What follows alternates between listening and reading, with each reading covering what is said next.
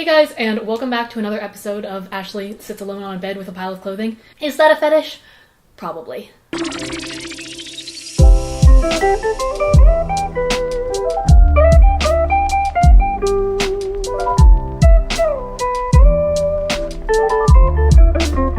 Before we get started, I wanted to real quickly say thank you so much to Squarespace for sponsoring this video, supporting my channel. If you guys need a website or a domain, or you want to make an online store like I did, Squarespace makes it super easy. Guys, I am such a YouTuber now, it's not even funny. But I have like frog voice. But anyways, today the thrifting has escalated a little bit because all of this stuff is from the Goodwill outlet, and you know you're cheap when even normal Goodwill is too expensive for you. This was actually my first time ever going to a Goodwill outlet because where I grew up in good old suburban Maryland, first of all, thrifting wasn't a thing to begin with. Like if you thrifted, you were super weird. And second of all, I don't even think there was a Goodwill outlet nearby. But I suppose one of the few pros of living in LA, despite its complete lack of urban planning and weird obsession with fitness and avocados, is that there's actually a Goodwill outlet pretty nearby. And by pretty nearby, I mean that it's like 15 minutes away, but it takes an hour and a half to get to. See previous comment about complete lack of urban planning. Anyways, I decided to take a trip up there because I go thrifting around that area anyway. And let me tell you, the Goodwill outlet is a bit of an experience. Basically, it's this gigantic warehouse full of these big blue bins, completely disorganized in size and color. They're full of all the clothing that nobody wanted to buy at actual Goodwill, which is a good sign. Nothing has tags or pricing or anything either. You just put it in a giant cart and then they weigh your cart and they charge you $1.99 per pound of clothing. I think when I was there too, everybody could tell that I was like a Goodwill outlet rookie because all the experienced people had gloves on them to dig through the bins. And I quickly found out why when I reached into one of the bins and I felt something moist. I'm not gonna think too hard about what that was. We're just gonna let that experience go. But anyways, I picked up all of this clothing for around $21, I believe. Here's my receipt bin of all the Goodwill purchases I made literally in the past like 3 months. I've been trying to save all of these for like filing and tax purposes because adulting. Anyways. Okay, here we go. So I picked up 11 pounds of clothing for a total of $21.69. So let's see what I got for that fine price. The first thing I picked up was a little bit insane, a little bit too good to be true. I'm a little bit suspicious of this. It's allegedly a Christian Dior slip top, and I didn't even have to dig hard for this. This was literally just sitting on one of the bins right by the door, right at the top of the pile. The reason I'm suspicious is, first of all, what is Christian Dior doing at the Goodwill outlet? And second of all, the tag says that it's polyester, and I feel like Dior is better than that, but honestly, who knows what Dior is doing these days. Either way, whether it's authentic or not, I thought this was a really beautiful top. I tried styling it in a couple different ways in this try-on clip. It was a little bit hard to style because honestly, I feel like it would just look best if you were in a pair of underwear and this top, but we're not going to show that on camera. I haven't gotten that desperate to pay my student loans yet. So at first I tried styling the top with a pair of jeans and leaving it untucked so that you could see this nice little like peplum-y vest detail. I don't think this looks bad per se, but it does look a little bit matchy-matchy with the denim. I think it would actually look a lot better with some skinny black jeans, but I just don't own any anymore. So I also tried styling it tucked into a black denim skirt, which I think also looks really good. Unfortunately, you lose the nice little lacy detail around the bottom. Also, this top is a little bit big on me, so that's why the plunge is like really fucking deep. Fun fact, by the way, is that I don't own pasties because those things cost like 10 bucks and you get to use them twice. So I literally just like put masking tape over my nipples to try to calm them down. So if you see little like wrinkles around my boobs in the clip, that's what that is. Did it feel weird taking the tape off? Yes, it did.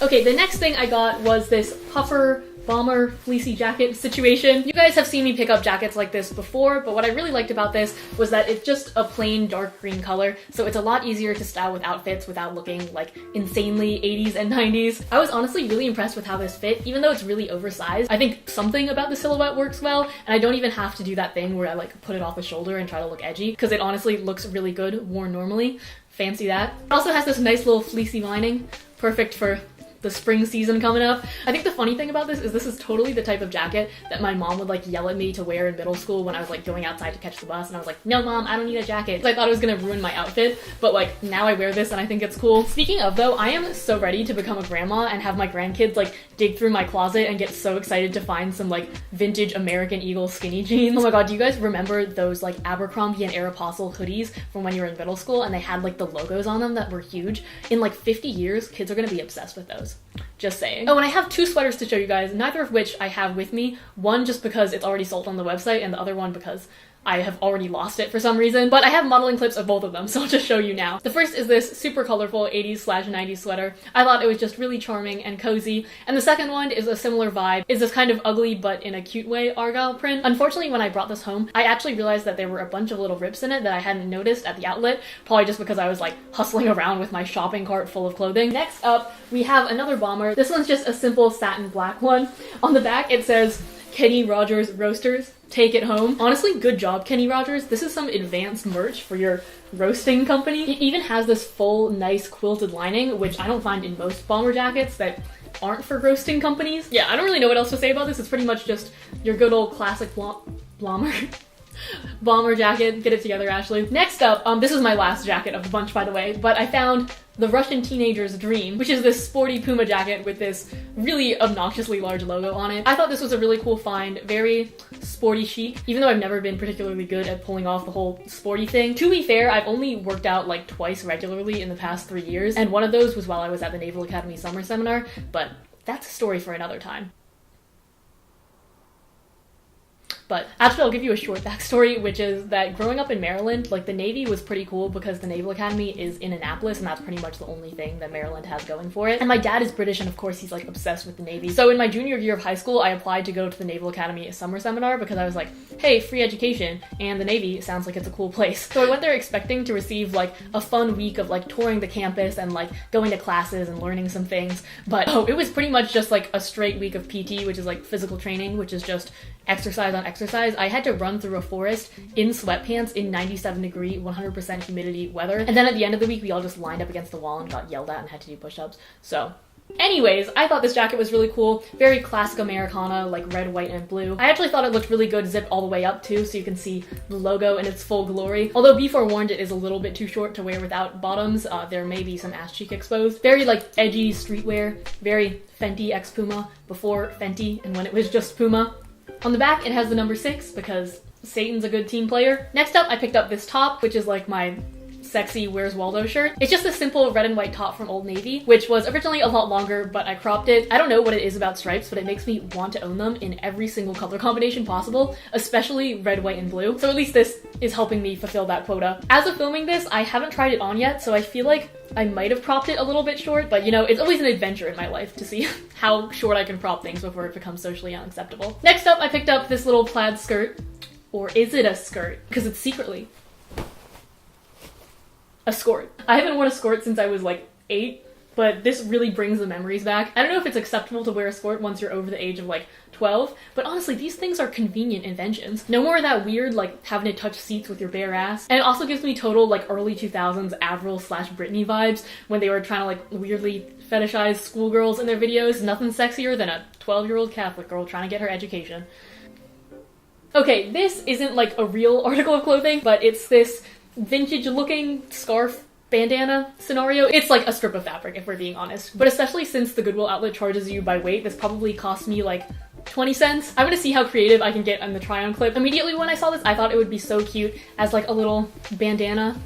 If you're going out on like a summer spring date with your picnic basket. I also watched a Neens video. I think this is the first Neens video that I ever watched. It was her showing how you can tie bandanas into little bandeau tops, and she made them look so good. Maybe that would look cute. I'm gonna try to tie one in this try on clip. Hopefully it works out well. This would actually look so cute with like some distressed denim. Oh, and I also picked up this. I don't even know if this is worth showing, but it's just this tiny little like pink strip of fabric. Again, I thought it would look really good as like a little hair bow, hair accessory situation tied into a ponytail, and then you leave the ends out. I say this stuff and get really excited about it, but I honestly never remember to wear hair accessories. I don't remember the last time I actually wore one, but I'm gonna force myself to do it for this try-on clip, and I'm gonna try to like leave this out on my desk so I remember to wear it. I also picked up this gigantic gold like kimono/bathrobe thing. To be fair, I don't really know when I would wear this in everyday life, but I feel like this could make a really cool, like, intense fashion bloggery outfit, or I could just wear this casually around the apartment to assert my dominance to my roommates. This also reminds me a lot of that scene in The Unbreakable Kimmy Schmidt where they're parodying Lemonade,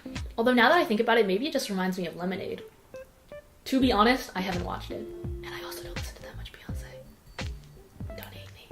Okay, last up I have two things that actually don't fit me, but as you guys probably know, I have a website where I resell clothes that I thrifted, and a lot of you guys have been asking me to carry a larger range of sizes. I apologize that in the past I haven't been great about it. It's just because I'm the only one modeling, so sometimes it can be hard to effectively model and style clothing that doesn't quite fit me right, but I'm gonna try to just take pictures of these like on hangers or in a flat lay or something, and in the future I might try to get my friends to model as well so that you guys can actually see a more effective range of sizes, although I would first have to actually tell my friends that I have a YouTube channel and a website, so one step at a time. But anyways, I saw these at the Goodwill outlet and I thought they were so cute. They are by Lee, which I think is one of like the few vintage denim brands that are supposed to be desirable. I think it's like Lee, Wrangler, and Levi's are the good ones. I don't know why, but the internet has conditioned me to like them. They're just this like super 80s/90s high-waisted mom cut. This is totally the cut of shorts that I'm looking for this season, so it's a shame that they don't fit me, but hopefully they'll be good for somebody. The last thing that I got is also something that I won't be trying on because it doesn't quite fit me, but it's these pinstripe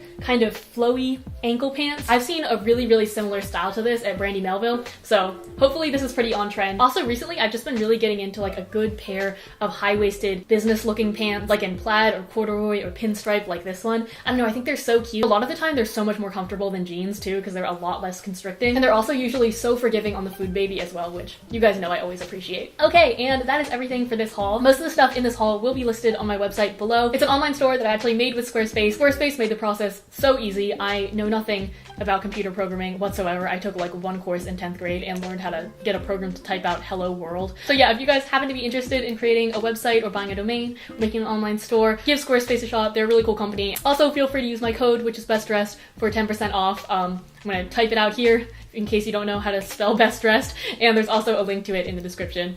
Okay, thank you for watching. See you next week. Bye.